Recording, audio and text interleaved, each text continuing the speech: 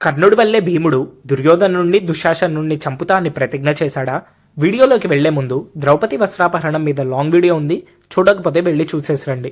కృష్ణుడు ద్రౌపదీదేవికి చీర ఇచ్చి కాపాడినా కర్ణుడు ద్రౌపదీదేవితో 5గురికి భర్త అయితే అలాగే ఉంటుంది, వాళ్లని వదిలేసి దుర్యోధనుని చేసుకో అంటాడు. సిగ్గులేని దుర్యోధనుడు కాలు పైకెత్తి వాడి తొడ చూపించి వచ్చి కూర్చో అని ద్రౌపదీదేవితో అంటాడు. అప్పుడు భీముడు లేచి మళ్లీ ప్రతిజ్ఞ చేశాడు, యుద్ధభూమిలో నీ తొడలు విరక్కొడతా అని. ఇది విని అప్పటిదాకా మాట్లాడేది ధృతరాష్ట్రుడు గాంధారికి భయం వేసి చెడు శకునాలు వస్తున్నాయి, మన కొడుకులు నాశనమవుతారు అని ధృతరాష్ట్రుడు దుర్యోధనుడితో ద్రౌపది మహాపతివ్రత, అలా చేయడం తప్పు అని వస్త్రాపహరణం అయ్యాక నీతులు చెప్పడం స్టార్ట్ చేశాడు. అప్పుడు ధృతరాష్ట్రుడు ద్రౌపదీదేవితో నువ్వు వరం కోరుకోమ్మా అంటాడు. అప్పుడు నా భర్త ధర్మరాజు దాస్యం పోవాలి అని అడిగింది.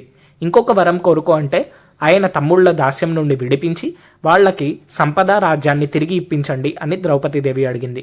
సరే నేను వరమిస్తున్నా అని ధృతరాష్ట్రుడు అంటాడు. ఇంకొక వరం కూడా కోరుకో అంటే రాజకాంతగా నేను 2 వరాలే అడగాలి, నువ్వు ఇంకొకటి ఇస్తా అన్నా నాకు వద్దు అని ద్రౌపదీదేవి అంటుంది. అంతటి పతివ్రత ద్రౌపదీదేవి. మరి ఇలా ఎంతో రీసెర్చ్ చేసి మహాభారతం ఫ్యాక్ట్స్ మీకు అందిస్తున్నాము. ఛానల్ని ఖచ్చితంగా సబ్స్క్రైబ్ చేసుకోండి. జై శ్రీకృష్ణ.